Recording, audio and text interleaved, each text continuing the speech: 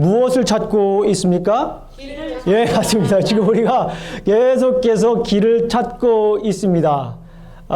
그래서 이제 우리가 어디에서 길을 찾고 있습니까? 예, 사무엘상에서 우리가 길을 찾고 있습니다. 어디에서? 하나님 말씀, 특별히 사무엘상에서 우리가 계속해서 길을 찾고 있습니다. 각 장에서 말씀하시는 하나님께서 제시하시는 우리가 살아야 할 길에 대해서 말씀을 하고 계신 것을 우리가 지금 하나하나 찾아가고 있습니다. 하나하나 그것으로 우리가 여행을 떠나고 있습니다. 자, 오늘은 어떤 길을 보여주시는지 성경 속으로 우리가 한번 들어가 보도록 하겠습니다. 어떤 길을 우리에게 보여주시는지 성경 속으로 함께 무엇을 떠나가 볼까요? 여행을 한번 떠나보도록 하겠습니다. 우리가 지난번에 살펴봤지만은 3장에서 보게 되면 실로에서 하나님이 드디어 나타났습니다. 그렇죠? 실로에서 하나님이 나타나시고 이제 하나님이 나타나서 그 뒤에는 이제 부흥의 사건이 일어나면 너무나도 자연적인 사건이 될 수가 있습니다. 아마도 성경을 읽으면서 상상력이 뛰어나시다든가 아니면 이야기에 대한 흐름을 잘 파악하시는 분들은 3장을 딱 끝내고 나서 4장을 읽을 때 아하, 이제 부흥이 있겠구나 라고 미리 예측을 할 수가 있는 부분이 오늘 본문입니다. 그런데 성경을 보게 되면 좀 당혹스러운 일들이 일어나게 됩니다. 오늘 본문을 우리가 살펴보았지만은 오늘 본문 10절과 11절 말씀을 보게 되면 이스라엘의 위기가 닥칩니다. 우리가 기대하던 바 이제 부흥 사건이 일어나고 거기서 많은 사람들이 부흥 사건이 일어나 전형적인 회개를 하고 눈물을 흘리면서 하나님께 기도하며 함께 그곳에서 뜨거운 부흥 성회가 일어날 것을 우리가 기대했지만 4장으로 넘어가 보니까 그런 일들은 일어나지 않고 오히려 이스라엘 백성들에게 뭐가 있습니까? 위기가 있어요. 예, 어떤 위기가 있습니까? 전쟁을 하게 되는데요. 10절과 11절 말씀을 보니까 얼마나 많은 사람들이 죽습니까? 3만 명이라고 하는 사람이 죽게 되는 거예요. 3만 명이라고 하는 사람들이 전쟁에서 패했다라는 거예요. 전쟁에서 패배하는 거에 3만 명이라고 하는 사람이 그 놀라운 많은 사람들이 거기서 죽게 되는 겁니다. 그리고 또 어떤 일들이 있습니까? 10절과 11절의 말씀을 보니까 엘리 가문의 심판이 있습니다. 그죠? 엘리 가문의 심판이 있습니다. 거기에 옴니와 비느하스가 죽게 되죠. 옴니와 비느하스도 죽게 되고 그 11절 말씀을 보게 되면은 11절 말씀을 보게 되면 이스라엘 10절 말씀이군요. 블레셋 사람들이 쳤더니 이스라엘이 패하여 각기 장막으로 도망하였고 사륙이 심히 커서 이스라엘 보병에 엎드려진 자가 3만 명이었으며 또 어떤 일이 납니까? 언약궤는 어떻게 됐어요? 언약궤는 빼앗겼습니다. 성경 말씀을 보면 언약궤를 잃어버렸다 이렇게 표현할 수도 있는데 거기서 언약궤를 빼앗겼다 이렇게 언약궤를 빼앗겼다라고 이렇게 하는 것은 뭡니까? 이스라엘 백성들이 뭔가 잘못했다라고 하는 것을 보여주고 있는. 그냥 이렇게 언약궤를 잃어버렸다, 언약궤를 그 사람들이 가져갔다 이렇게 할 수도 있는데 언약궤를 빼앗겼다라는 거예요. 그러니까 뭔가를 내가 빼앗긴 거예요. 그건 뭐예요? 빼앗기지 말아야 될 것을 뭔가 실수를 해가지고 잘못을 해가지고 뺏겼다라는 겁니다.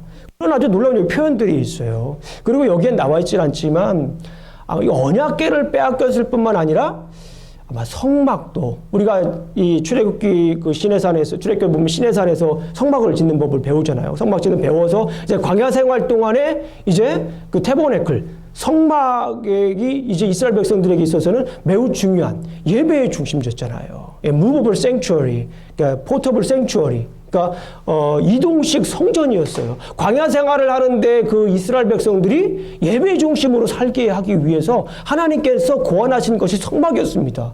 그 성막이 이제 어떻게 실로에 왔잖아요.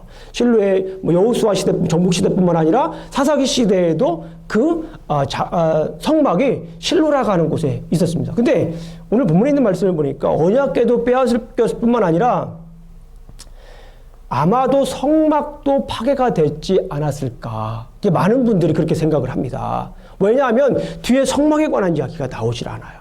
그러니까 언약궤도 빼앗겼고 언약궤를 뿐만 아니라 성막도 빼앗겼을 것이다. 이렇게 생각을 합니다. 여기서 끝나는 게 아니에요. 이스라엘의 위기가 여기서 끝나는 게 아니에요. 예배의 성소인 성막도 무너지고 하나님의 임재의 상징인 언약궤도 빼앗겼어요. 그러니까 이스라엘 백성들에게 있어서 거의 모든 것들을 다 빼앗겼다라고 볼 수가 있는 거예요. 전쟁에서 기 빼앗긴 거 이상입니다. 그 이스라엘 백성들의 삶 전체를 다 빼앗겼다라고도 볼 수 있는 거죠. 그런 위기예요. 그런데 여기서 그치는 것이 아니라 12절부터 18절까지 보시면 제가 간단하게만 설명을 드리겠습니다. 엘리의 가문에 심판이 오게 됩니다. 아까도 이제 그 전에 음리와 비나스가 죽게 되는 그런 장면을 봅니다. 근데 누가 또 죽습니까? 엘리 제사장도, 우리 잘 아시는 것처럼 간단하게 말씀드리면 엘리 제사장도 여기에서 죽게 되는 그런 모습을 우리가 볼 수가 있습니다. 그리고 비나스의 아내 해산과 또 어떻게 됩니까? 죽음이 거기 나타나는 모습을 우리가 볼 수가 있어요. 엘리 가문이 3장에서 하나님께서 누구에게 얘기했죠? 사무엘에게 심판한다고 하는 그 이야기대로 이제 엘리의 가문도 심판을 받게 되는 그런 모습을 봅니다. 그리고 여기에서 그치는 것이 아니라 하나님의 영광이 어떻게 됩니까? 하나님의 영광이 이제 이스라엘에서 떠나는 장면을 볼 수가 있습니다. 19절부터 22절까지 있는 말씀을 보게 되면 이제 이가봇이라고 하는 그런 말이 나와요. 이가봇이다. 21절 말씀을 보게 되면 이르기를 영광이 이스라엘에서 떠났다 하고 아이 이름을 뭐라고 합니까? 이가봇이다. 제가 말씀을 드렸잖아요. 구약 성경을 읽으면서 사람의 이름이 새롭게 등장하면 단지 사람의 이름에 그쳐서는 안 된다라고 하는 거예요. 이스라엘 백성들은 셈족입니다. 셈족. 여러 번 말씀드렸지만 셈족은 뭐예요? 히브리어로 이름이라고 하는 거예요. 이스라엘 백성들은 이름 족속이에요. 그러니까 그 이스라엘 백성들의 이름을 보게 되면 그 사람의 삶이 담겨져 있어요. 그 사람의 본질이 담겨져 있습니다. 그 사람의 성격이 담겨져 있는 게 이스라엘 백성. 그러니까 이가봇이라는 그 아들의 이름을 낳았는데 그 아들의 이름이 뭐예요? 이가봇이라고 하는 거예요. 그리고 이가봇이 뭔가 밑에 그 영어 성경 각주나 그런 데를 보게 되면 하나님의 영광이 떠났다. No glory라고 합니다. 하나님의 영광이 떠난 거예요. 그러니까 그 아이를 낳은 것이 우리가 생각할 때 아이가 낳았다 그러면 이제 그 미래가 보장되고 펼쳐질 미래에 대해서 희망에 대해서 얘기를 하는 것이 우리의 일반적인 상식인데 아이가 이름이 이가봇이에요. 그 이름이 뭐냐면 영광이 없다. 그러니까 이스라엘 백성들에게 있어서 지금 굉장히 총체적인 위기가 이제 위기에 봉착했다라고 우리가 볼 수 있는 겁니다.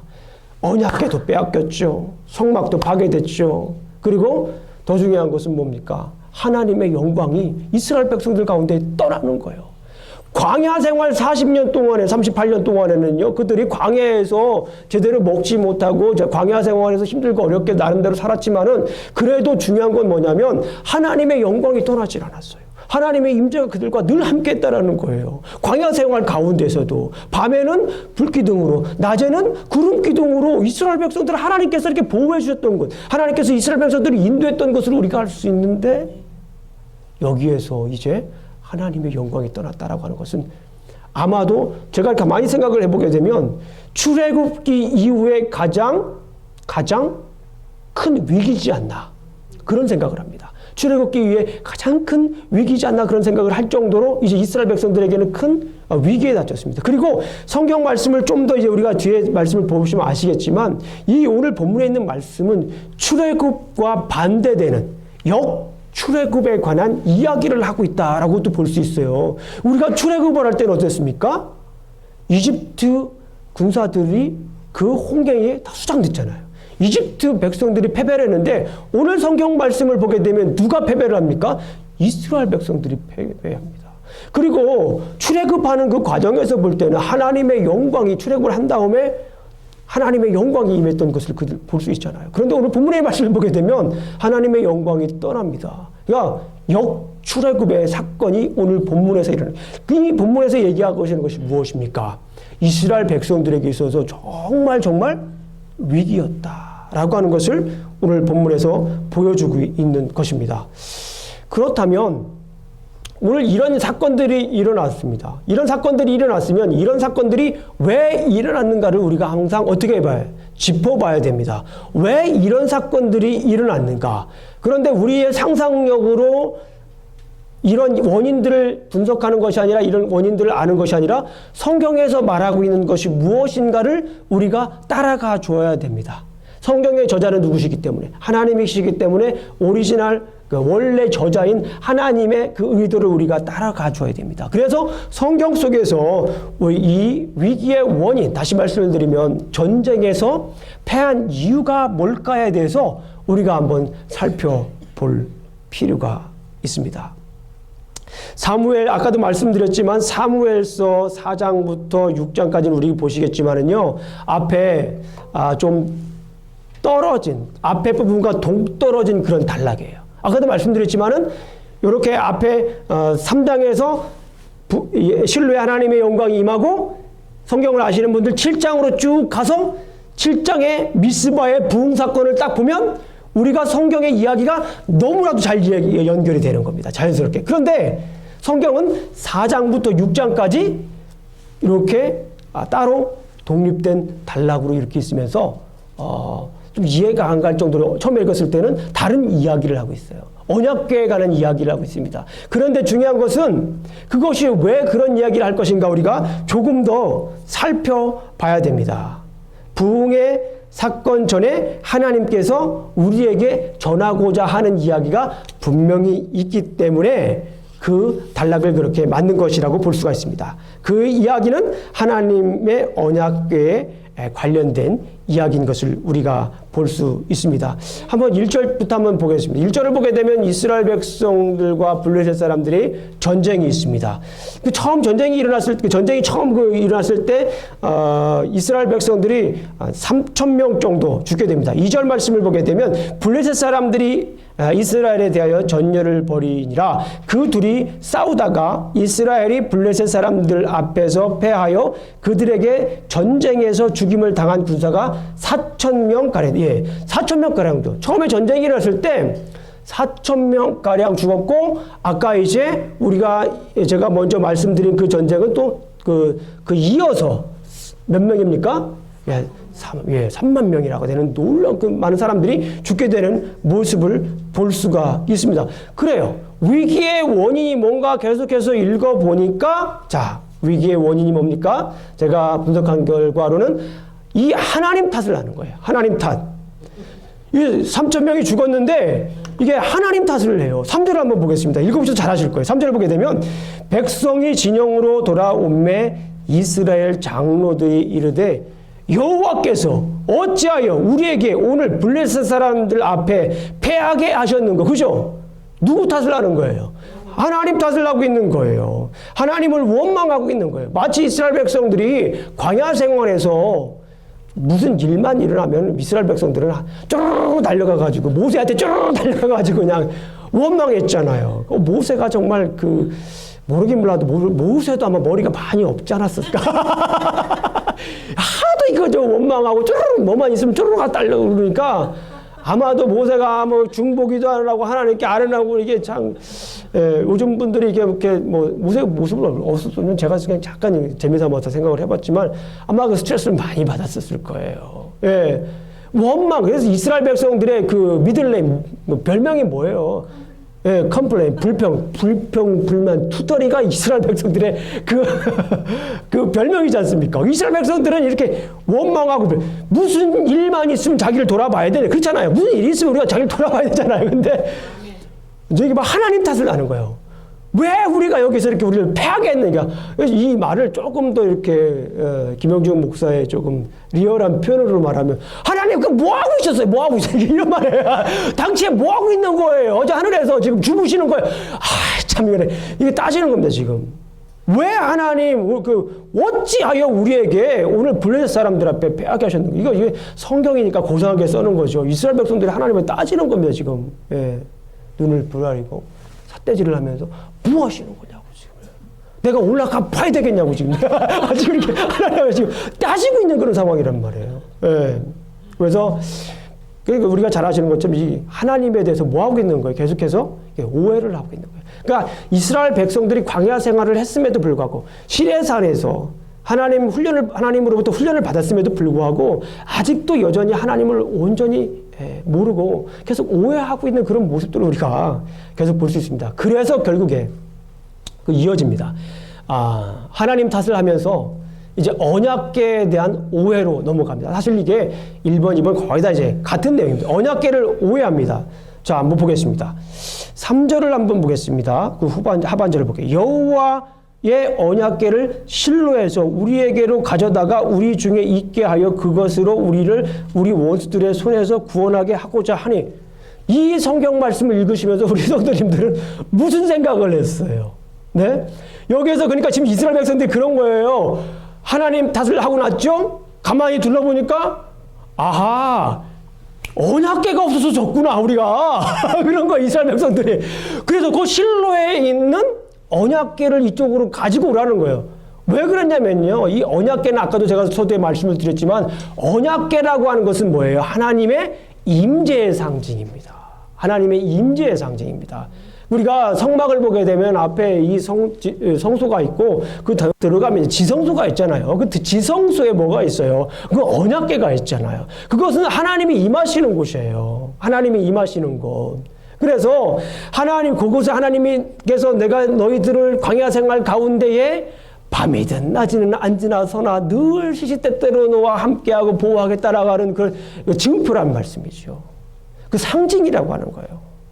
이 언약궤라고 하는 것은 하나님의 임재의 상징이었던 거예요. 그 언약궤를 보면서 내가 너희들과 함께하는 것을 알려고 하는 그 상징이었지, 그게 언약궤 자체에 특별한 효력이 있는 것은 아니다라는 거예요.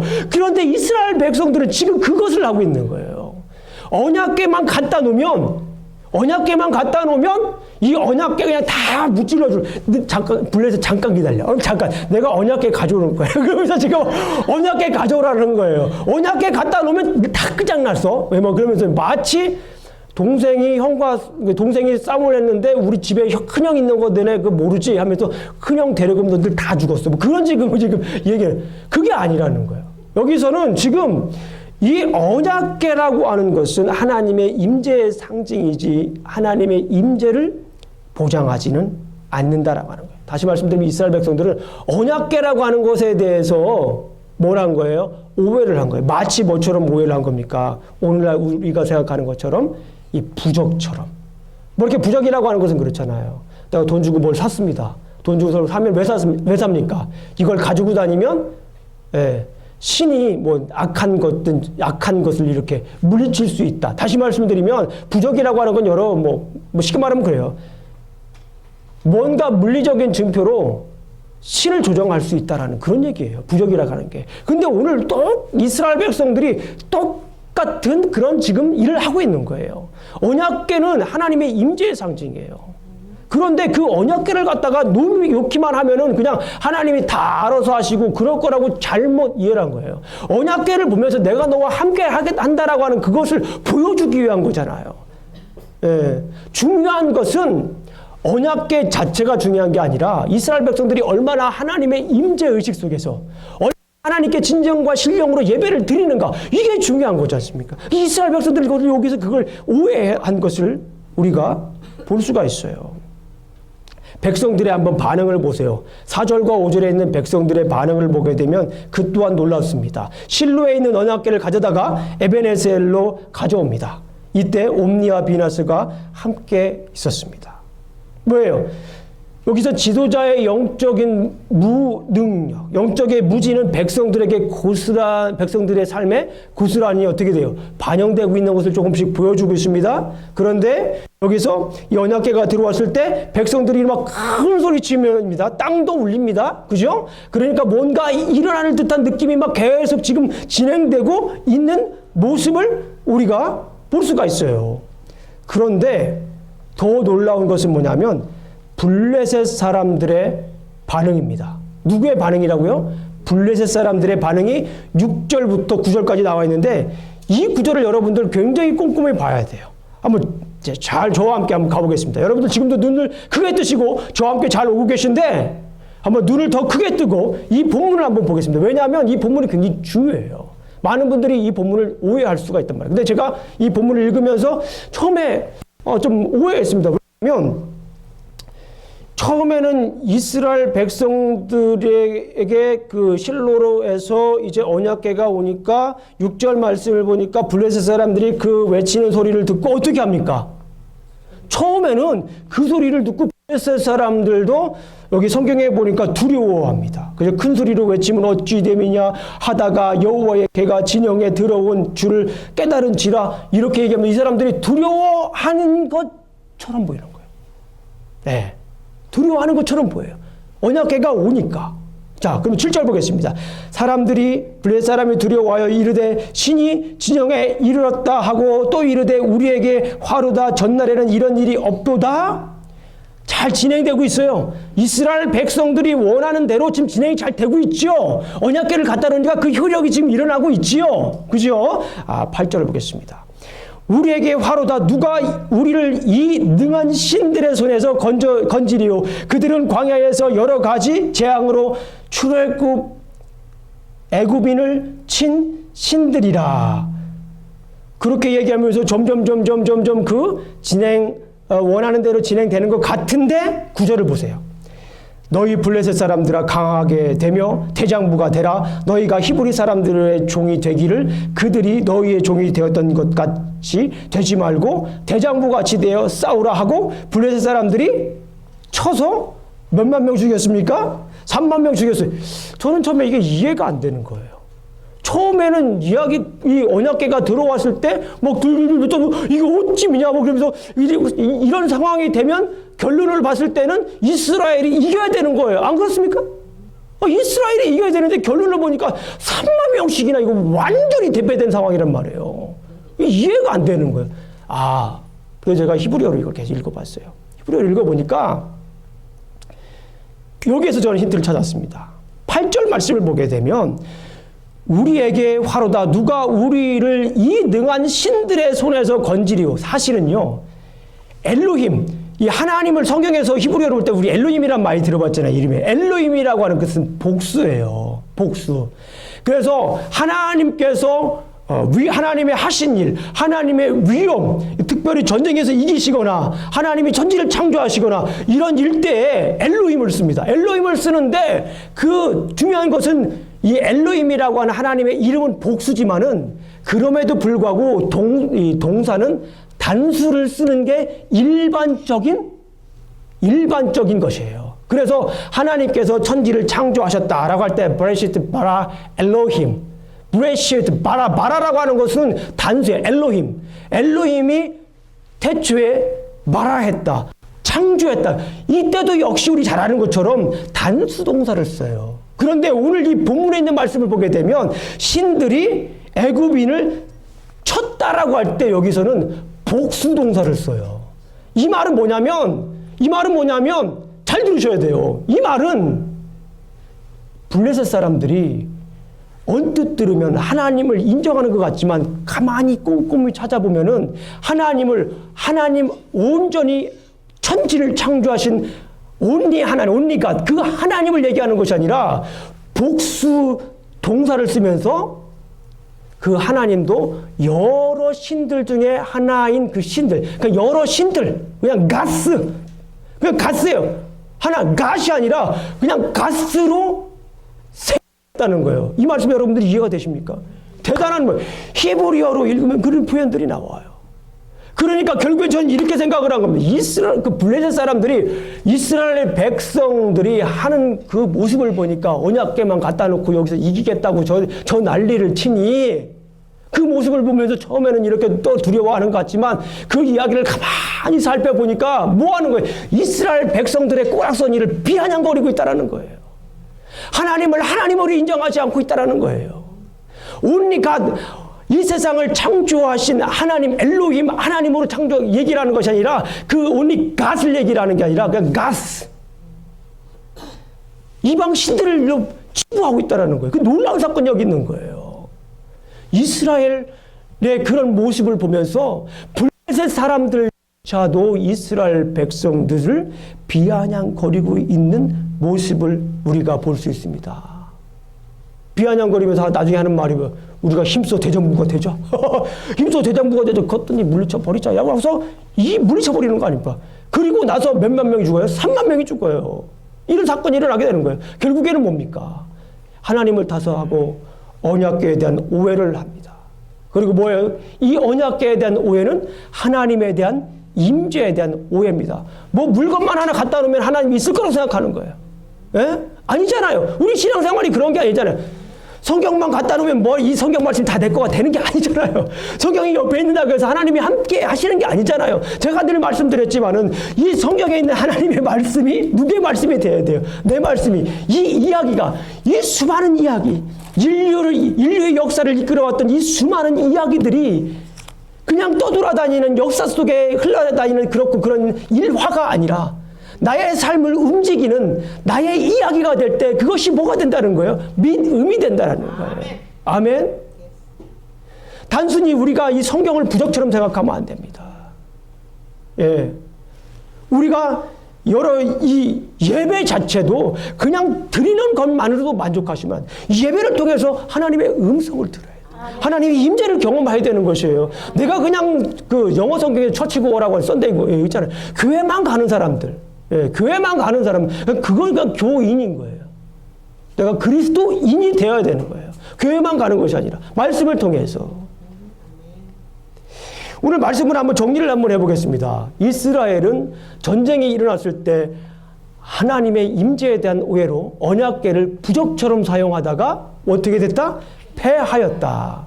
이게 오늘 성경 내용을 제가 원 센텐스로 요약한 것입니다. 그렇다면 이 지금까지 제가 말씀드린 이 이야기의 메시지가 뭐냐? 여러분들 길을 좀 찾으셨습니까? 이 오늘 본문 사장에서 말하는 이 불확실성의 시대를 살아가는 우리에게 주시는 하나님이 제시하는 길이 여러분들에게 이미 나왔습니다. 그것이 뭘까요? 자, 이것에 대답하면 김영준 목사는 설교에 성공한 겁니다. 하나님을 뭐 하는 거예요? 하나님을 제대로, 하나님을 지대로 알아야 된다. 하려면 하나님을 우리가 지대로 알아야 돼요. 안 그래요? 그래, 안 그래요? 맞지요? 네. 하나님을 우리가 바로 알아야 되는 겁니다. 네, 오늘 충청도 분들을 위해서 제가 서비스를 사실은 사투리가, 이 충청도 사투리가 최고 어려운 것 같아요. 그런데 저는 충청도에 어릴 때 자랐기 때문에 자연스럽죠? 네. 예, 하나님을 바로 아는 것은 불확실성 시대를 사는 우리가 걸어야 할 길이다. 하나님을 오해하면 안 돼요. 그러니까 하나님을 부적처럼 생각하면 안 됩니다. 하나님을 부적처럼 생각하면. 그러니까 미신처럼 하나님 아직도 여전히 미신처럼 생각하시는 분들이 많이 있어요. 연세대학교 유동식 교수님이라고 하는 분이 있습니다. 이분은 이 토착화 신학이라고 하는 것을 굉장히 연구를 많이 하신 분이에요. 그분이 그린 그래프 중에 참 아직도 인상에 남는 그래프가 있습니다. 그 한국인의 의식 구조를 조사했어요. 그런데 그 의식 구조를 보니까 이렇게 그래프를 그리면서 그 밑에 쫙 이렇게 아주 그 근본적인 그 바닥에 이렇게 뭘 하나 이렇게 쫙 배치를 해놓으셨어요. 근데 그게 뭐냐면 그 미신, 토테미즘이라고 하죠. 예, 그 미신이에요. 한국 분들의 정서에는 이 미신적인 요소가 이렇게 밑바닥에 기저에 깔려 있다. 이 의식 구조를 그렇게 하면서 발표를 하죠. 그러면서 많은 분들이 거기에 대해서 동감을 했어요. 예, 저도 어렸을 때 뭐 그런 영향을 안 받았거든요. 받았어요. 저희 동네에도 그런 미신적인 어떤 분들이 두 분이나 살았습니다. 두 분이나. 그러면서 이렇게 하시고 또 이렇게 뭐 그런 일들, 그런 영향들을 우리는 어렸을 때부터 자연적으로 이렇게 받을 수밖에 없어요. 예, 정서상으로. 그러나 그것을 우리가 이제는 그리스도인이 되면서 그것을 우리가 어떻게 됩니까? 이제 극복을 해야 돼요. 버려야 됩니다. 하나님을 어떻게 해야 돼요? 올바로 알아야 돼요. 하나님을 올바로 알아야 됩니다. 자, 우리 성도님들은 어떻습니까? 우리 사랑하는 성도님들에게는 하나님은 누구십니까? 이스라엘 백성들처럼 미신으로 생각하지는 않으십니까? 혹시 부적으로 생각하시는 분은 없는지 모르겠어요. 부적이 무엇입니까? 아까 말씀드렸지만 부적이라고 하는 것은 사람의 힘으로, 무언가 이렇게 돈으로, 사람의 힘으로, 뭔가 사인으로, 물질로 신을 조정할 수 있다라고 하는 것이 사실 부적이에요. 여러분도 뭐 큰 의미를 둘 수 있지만 그게 부적입니다. 당시 이스라엘 백성들도 언약궤를 통해 하나님을 조정하려고 했어요. 그죠? 언약궤를 갖다 놓으면 이길 거라고. 그러니까 이거를 우리가 어떤 사람들을 우리가 매니플레이트 한다는 말 혹시 들어보셨나 모르겠어요. 영어 성경. 그러니까 매니플레이트 한다고 해서 그 사람을 내가 이용한다라는 거예요. 나를 위해서. 이런 말 들으면 굉장히 나쁜 말이에요. 우리 미국 사람들 매니플레이트하는 말. 사람들 이렇게 막 이렇게 악용하는 거죠. 악용하는 거. 갖다 놓으면은 그냥 이렇게 뭔가 자연적으로 이루어질 것 같은 그런 이것이 문제였습니다. 하나님의 기적은 인간의 힘으로 조정할 수가 없습니다. 어떤 인간의 말이나 또 힘, 기술 이런 것으로 하나님을 조정할 수가 없습니다. 그것을 자랑할 경우 본인이 하나님을 움직였다고 하는 교만이 될 수도 있습니다. 어떤 분들은 이 은사, 여러분들 잘 아시는 것처럼 성경에는 기적도 있고 저도 기적이 있습니다. 기적도 믿어요. 은사는 반드시 있습니다. 그리고 기적은 일어나야 합니다. 그리고 하나님께서 우리에게 반드시 은사를 주셔야 되고 우리는 그 은사를 받아야 됩니다. 반드시 받아야 돼요. 그런데 중요한 것은 뭐냐면 이 은사를 받고 또 이런 기적을 통하여서 자꾸 자기를 드러내시는 분들이 있어요. 이게 문제예요, 이게. 이게 문제예요. 저도 기적을 믿고, 은사도 저에게 있습니다. 그런 은사가. 근데 그런 거를 통해서 자꾸 본인의 모습을 드러내려고 하니까 거기부터 문제가 되는 거예요. 그 이단들 보세요. 다 그렇잖아요. 자기가 했다고 그러고서 막 금리빨 사건 아세요? 다 그런 거? 제가 거기다 얘기를 안 해도 알겠지만 예전에, 정말 이게 부끄러운 일들이 너무 많아요. 예. 정말 대단한 은사를 가지고 있는 분들은 얘기할까요, 안 할까요? 얘기 안 해요. 어떤 목사님은 그래요. 그 은사를 받으셨어요.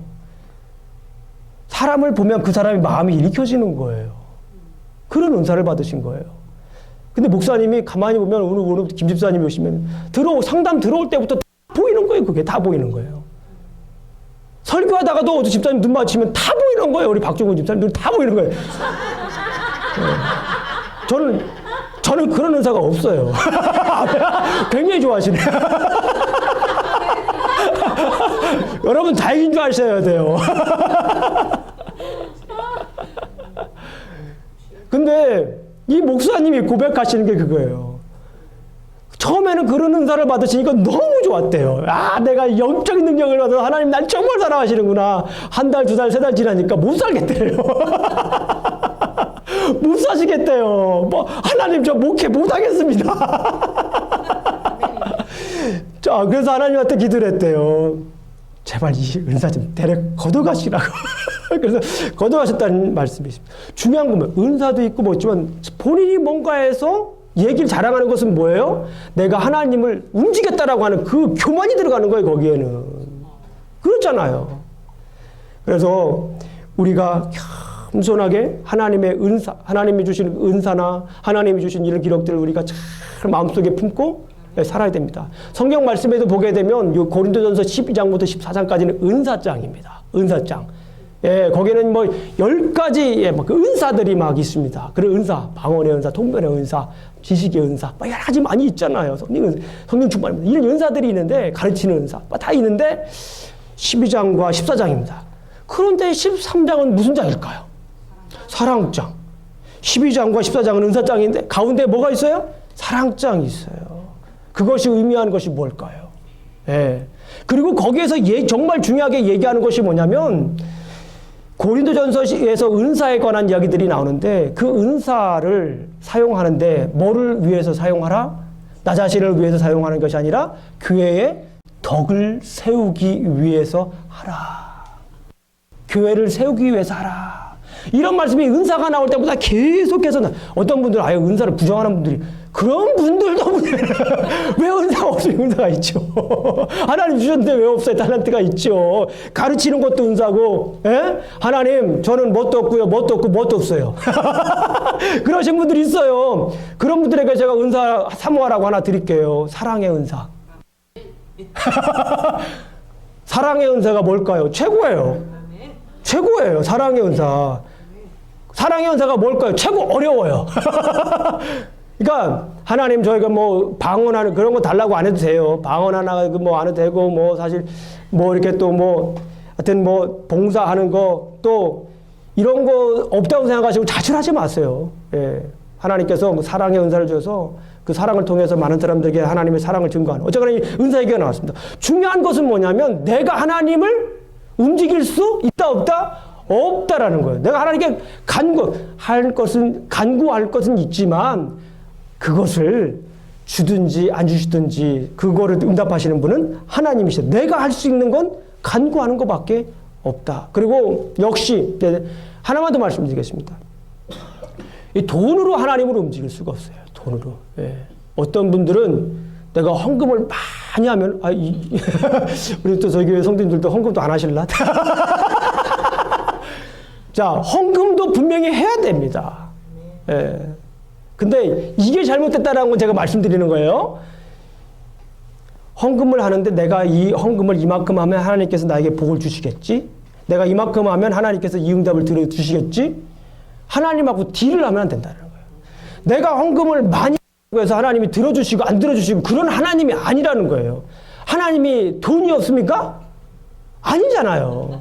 우리 마음이 중요한 거예요. 마음이. 그러니까 어떤 분들은 교회 와가지고 어떤 분 부자인 것을, 그러니까 부한 것의 부여의 측정과 영적인 측정과는 서로 다른 거예요. 기준이 다른 거예요. 예.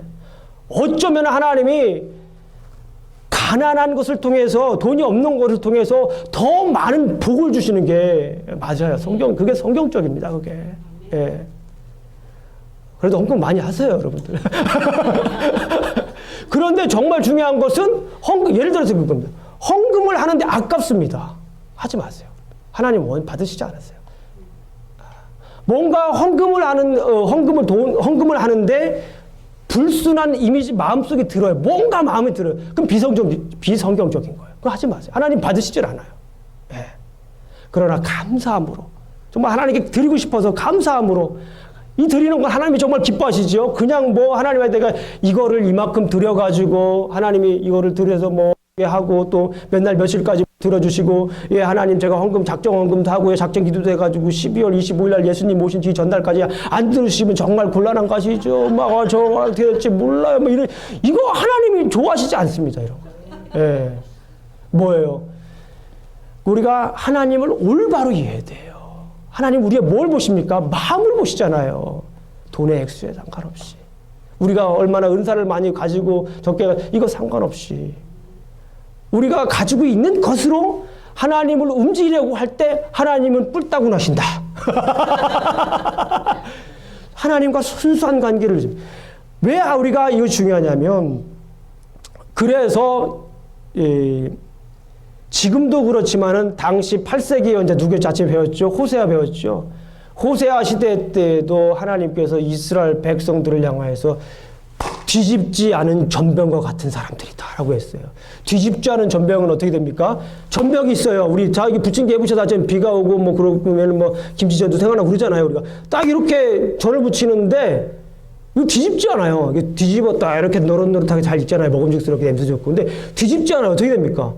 다 타버려요. 겉에는 여기 겉에는 양이 좀 말짱한 것 같지만 여기는 다 타가지고 나중에 그거 먹습니까? 못 먹습니까? 못 먹잖아요. 이스라엘 백성들이 그랬다라는 거예요. 그 뒤집지 않은 전병과 같은 이스라엘 백성들, 특별히 여기에서는 호세아니까 북이스라엘입니까? 남유다입니까? 오늘 아침에 배웠잖아요. 북이스라엘이잖아요. 북이스라엘 사람들이 그렇게 하나님 앞에 신앙생활을 했기 때문에 그 사람들에게 하나님께서 외칩니다. 뭐라고 호세아를 통해서 외칩니다. 힘써 하나님을 알아라. 힘써 여호와 우리가 여호와를 알자. 힘써 여호와를 알자라고 이렇게 호세아가 그 이스라엘 백성들에게 촉구를 합니다. 오늘 말씀을 통해서 볼 때 어떻게 조금 더 바꿔야 될 것 같아요. 이것도요. 우리가 여호와를 알자. 힘써 여호와를 어떻게 알자? 바로 알자. 이건 너무 잘하시네요. 우리가 여호와를 바로 알자. 힘써 여호와를 바로 알자. 라고 이렇게 촉구를 한 겁니다. 당시 이스라엘 사람들도 하나님을 오해를 했어요. 오늘 많은 사람도 하나님을 오해합니다. 하나님을 아는 것은 매우 중요해요. 영생, 요한복음 17장 3절 말씀을 보게 되면 영생 곧 유일하신 영생은 곧 유일하신 참 하나님과 그가 보내신 자 예수 그리스도를 뭐 하는 거라고 합니까? 아는 것이다. 예, 하나님은 누구십니까? 여러분들에게 하나님은 누구십니까? 부족과 같으신 분입니까? 아니면 미신과 같은 분입니까? 아직도 하나님은 이 세상의 창조자이십니다. 아멘. 이 세상을 만드신 분이에요. 하나님은 그리고 그 창조하신 이 세계를 아직도 여전히 어떻게 합니까? 이끌어 가시는 분입니다. 역사의 주관자이신 줄로 믿습니다. 하나님을 힘써 아시길 주님의 이름으로 축원합니다. 하나님을 힘써 바르게 아시길 주님의 이름으로 축원합니다. 그분의 창조 섭리를 따라 주권을 인정하며 사시길 주님의 이름으로 축원합니다. 기도하시겠습니다. 하나님, 부족한 종이 오늘도 말씀을 증거했습니다. 우리 평생의 소원, 하나님을 바르게 알고 싶습니다. 하나님을 정확하게 알고 싶습니다. 그리하여서 하나님께서 베풀어 주신 사랑과 능력을 우리 삶 속에서 증거하며 살고 싶습니다. 이것이 우리의 소원입니다. 주님, 도와주시옵소서. 예수님 이름으로 기도합니다. 아멘.